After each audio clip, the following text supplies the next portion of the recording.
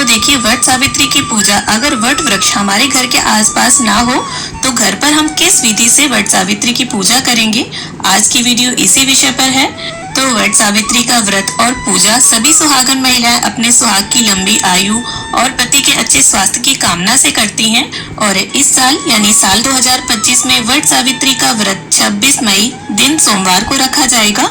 तो देखिए, वट सावित्री व्रत में पूजा वाले दिन आप सबसे पहले सुबह उठकर स्नान आदि कर लें और इसके बाद अगर आपके यहाँ कोरी साड़ी पहनी जाती है तो वो पहन लें, वरना अपने चढ़ाई की या फिर कोई भी साड़ी आप पहन सकती हैं।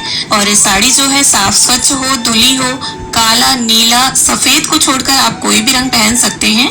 और वैसे पूजा पाठ में लाल पीली साड़ी ही अच्छी लगती है। और महावर वगैरह लगाकर पूरे 16 श्रृंगार कर लें। मेहंदी एक दिन पहले ही आप लगा लें।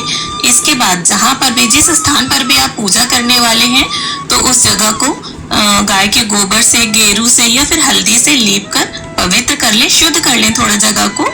तो यहाँ पर मैंने लाल मिट्टी का चौका लगाया है और जब थोड़ा सूख जाएगा इसके बाद चावल के आटे से या फिर गेहूं के आटे से हम चौक पूर लेंगे। और अगर आपको अच्छी सी प्यारी सी रंगोली बनानी आती है तो वो आप बना लें। यहाँ पर मैंने अष्टदल कमल और स्वस्तिक बना लिया है। अब देखिए, अगर आप घर पर ही पूजा करने वाले हैं तो वट वृक्ष की एक टहनी को एक दिन पहले ही आप मंगा लेंगे और उसे गमले में आप लगा लेंगे और इसके बाद आप अगले दिन उसकी पूजा करेंगे। जिस दिन हम व्रत रहेंगे वट सावित्री का, उस दिन हमें बरगद की टहनी नहीं तोड़नी है। और कोशिश ये करें जो टहनी आप घर पर मंगा रहे हैं उसमें कोपल और फल लगे हों, और फल ना भी हों, ये जो गोल गोल होते हैं इस तरह के फल होते हैं वट वृक्ष में, तो ये भले ही ना हो पर कोपल जरूर होनी चाहिए, क्योंकि कोपल और चने निगल कर ही हम व्रत का पारण करते हैं। अब इसके साथ ही एक पटा हम रख लेंगे। पटे के ऊपर पीला या लाल रंग का वस्त्र हमें बिछा लेना है और आप चाहें तो बरगद के पत्ते पर भी आसन दे सकते हैं गौरी गणेश जी को। तो यहाँ पर हल्दी पाउडर से मैंने गौरी माता बनाई है और सुपारी में मोली धागा को लपेटकर गणपति जी। यहाँ पर अगर आप गौरी गणेश जी की मूर्ति को रखना चाहते हैं तो वो भी रख सकते हैं। तो फ्रेंड्स, वट सावित्री की पूजा सुबह से लेकर दोपहर तक की जाती है, लेकिन दोपहर तक बहुत ज्यादा गर्मी हो जाती है, तो कोशिश ये करें पूजन आप सुबह सुबह ही जल्दी कर लें, क्योंकि पूजन के बाद ही आप अन्न जल ग्रहण कर सकते हैं। तो हमने यहाँ पाटे पर चावलों से अष्टदल कमल बना लिया है। एक मिट्टी का कलश लेकर उस पर चंदन से सतिया बना लिया है। कलश के कंठ पर मोली धागा बांध लिया है और अशोका के 5 पत्ते लगाकर उसके ऊपर ढक्कन रखकर काले तिल रख लिए हैं। और कलश के अंदर सबसे पहले हमने गंगा जल, फिर जल डालना है और इसके बाद सुपारी, सिक्का, हल्दी की एक गांठ, थोड़े से अक्षत डाल लें आप। और इसके बाद इस कलश को हम यहाँ पर विराजमान कर लेंगे। और देखिए, अगर हम बाहर पूजा करने जाते हैं तो कलश स्थापना पॉसिबल नहीं हो पाती, क्योंकि भीड़ काफी होती है। और घर पर अगर पूजन करेंगे तो तसल्ली से आप कलश की स्थापना करके पूजन करें। इसके बाद कलश के ऊपर हमने एक देसी घी का दिया रख दिया है और साथ ही वट सावित्री व्रत कथा की पुस्तिका है अगर आपके पास, तो उसे भी पूजा में आप रखें। अब इसके साथ ही हाथ में पुष्प और अक्षत लेकर हम सभी देवी देवताओं का आह्वान करेंगे कि वो यहाँ पर पूजा में आए, विराजमान हो और हमारी पूजा अर्चना को स्वीकार करें। और मुझ अज्ञानी से भूलवश पूजा में अगर कोई त्रुटि हो जाए तो उसे कृपा करके क्षमा करें। अब यहाँ पर सभी को स्नान के भाव से हम जल के छींटे दे देंगे और इसके साथ ही बड़ देव को भी यहाँ पर हम पूजन से पहले जल जरूर सींचेंगे, क्योंकि किसी भी देव वृक्ष का जब हम पूजन करते हैं तो सबसे पहले उसे सींचते हैं। अब इसके साथ ही गौरी गणेश जी को हम तिलक करेंगे, कलश देव को तिलक करेंगे और कथा पुस्तिका में सत्यवान जी, सावित्री माता और यमराज जी बने हुए हैं, तो इन सभी को हम टीका करेंगे। और इसके साथ ही वट वृक्ष का भी हम पूजन कर लेंगे। तो देखिए, सभी जगह का नियम थोड़ा पूजा का अलग अलग हो जाता है और भोग प्रसाद भी जगह के हिसाब से थोड़ा थोड़ा अलग हो जाता है, लेकिन व्रत करने का, पूजा करने का जो मेन उद्देश्य है वो यह है कि हमारा सुहाग अमर रहे, हमेशा सलामत रहे। वो सभी का एक ही होता है। हर सुहागन यही चाहती है कि वो हमेशा अखंड सुहागवती रहे। अब यहाँ पर देखिए, गौरी माता को, गणपति जी को और सावित्री माता को सभी को हम सिंदूर अर्पित करेंगे, वस्त्र की भावना से कलावा अर्पित करेंगे। गणपति जी को, वट वृक्ष को हम यहाँ पर जनेऊ समर्पित करेंगे और वट वृक्ष को अगर आप चाहें तो लाल या पीले रंग का वस्त्र अर्पित कर सकते हैं। और जनेऊ में थोड़ा सा ऐपन हम लगा देंगे। ऐपन जो है वो इस पूजा में बहुत महत्वपूर्ण होता है। चावल के आटे में थोड़ी सी हल्दी और पानी डालकर ये बनाया जाता है। या फिर आप एक रात्रि पहले चावल को भिगो कर रख दें और सुबह उसमें थोड़ी सी हल्दी और पानी डालकर पीस कर भी इसे तैयार कर सकते हैं। अब इसके साथ ही सभी को हमने अक्षत अर्पित कर दिए हैं और इसके साथ ही जो भी फूल हो आपके पास आप वो सभी को समर्पित करें। तो यहाँ पर गणपति जी को, गौरी माता को मैंने लाल गुलाब समर्पित कर दिया है। और देखिए अगर फूल ना हो आपके पास तो आप बिना फूलों के भी इस पूजा को कर सकते हैं। अब यहाँ पर वट वृक्ष को हम ऐपन अर्पित करेंगे, तो आप 5 बार या 7 बार इसे अर्पित करें। और अगर आप बरगद के पेड़ के नीचे गए हैं पूजा करने तो आप पेड़ के तने पर या पत्ते अगर नीचे हैं तो पत्तों पर भी इसे अर्पित कर सकते हैं। तो देखिए मान्यता अनुसार वट सावित्री का व्रत सबसे पहले सावित्री माता ने यमराज जी से अपने पति सत्यवान के प्राणों की रक्षा के लिए किया था, इसीलिए देखिए इसे वट सावित्री व्रत कहा जाता है।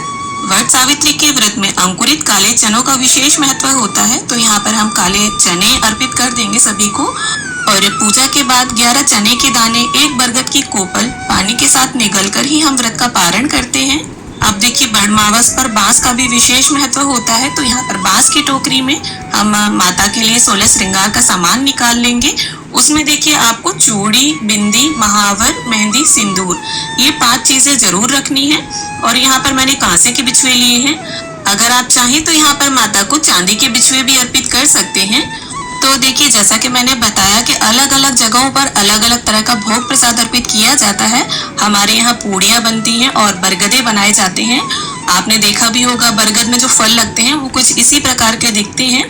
तो आटे में मीठे को डालकर इन्हें बनाया जाता है फ्राई करके।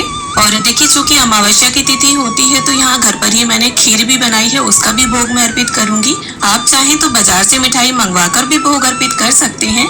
अब इसके साथ ही मौसम में आने वाले कुछ फल हम ले लेंगे भोग में अर्पित करने के लिए। देखिए इस समय तरबूज, खरबूज, खीरा, ककड़ी, आम ये ज्यादा आते हैं, तो इनमें से जो भी आपके पास हो आप वो भोग में अर्पित करें। साथ ही अगर आपके यहाँ बायना निकाला जाता हो तो एक साड़ी हमें नई ले लेनी है।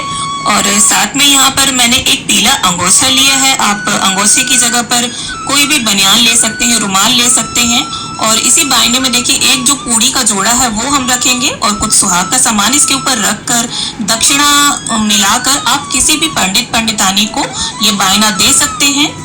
और अगर आपके आसपास कोई पंडित पंडितानी ना हो तो आप ये सामान मंदिर में भी पहुंचा सकते हैं, या अगर आपके कोई पूजनीय है जिनके आप पैर छूते हैं उन्हें भी ये सामान आप दे सकते हैं।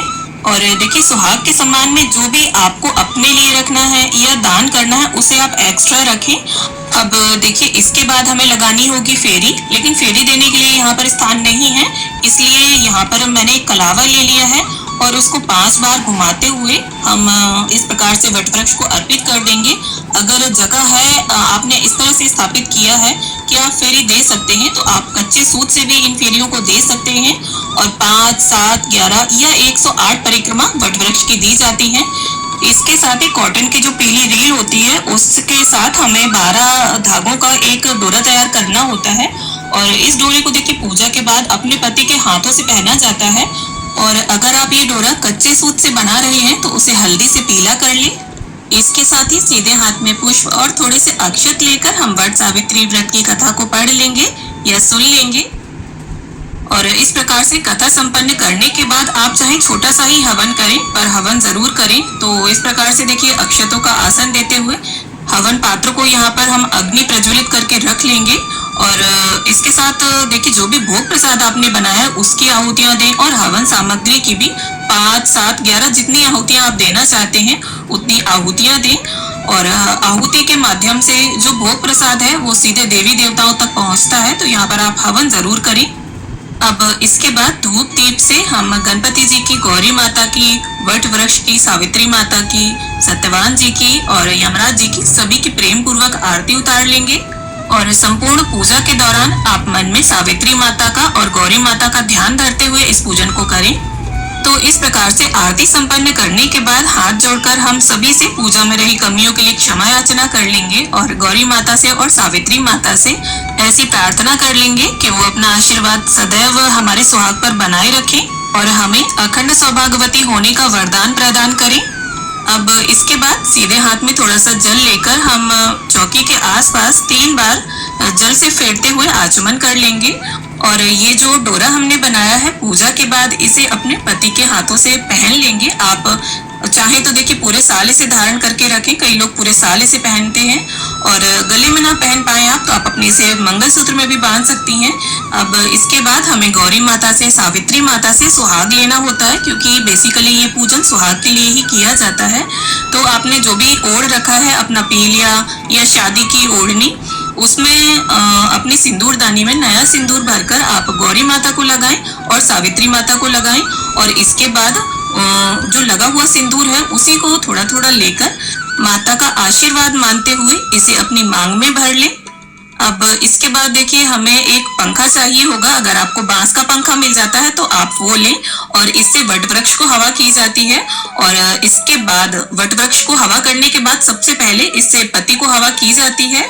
अच्छा, तो अब हम ये जो वट वृक्ष की कोपल है इसे लेकर और 7 या 5 चने लेकर इन्हें निगल कर, चबाना नहीं होता है, इन्हें निगलना होता है पानी की सहायता से, व्रत का पारण कर लेंगे। और कहीं कहीं पर ये जो वट वृक्ष के फल हैं गोल गोल, इन्हें निगल कर व्रत का पारण किया जाता है। और देखिए कहीं कहीं पर पूजा के बाद व्रत खोल लिया जाता है और कहीं पर पूरे दिन व्रत रखा जाता है। पूजा के बाद आप फल वगैरह खा सकते हैं। तो इस प्रकार से हमारी वट सावित्री व्रत की पूजा विधि संपन्न हो जाती है। तो उम्मीद करते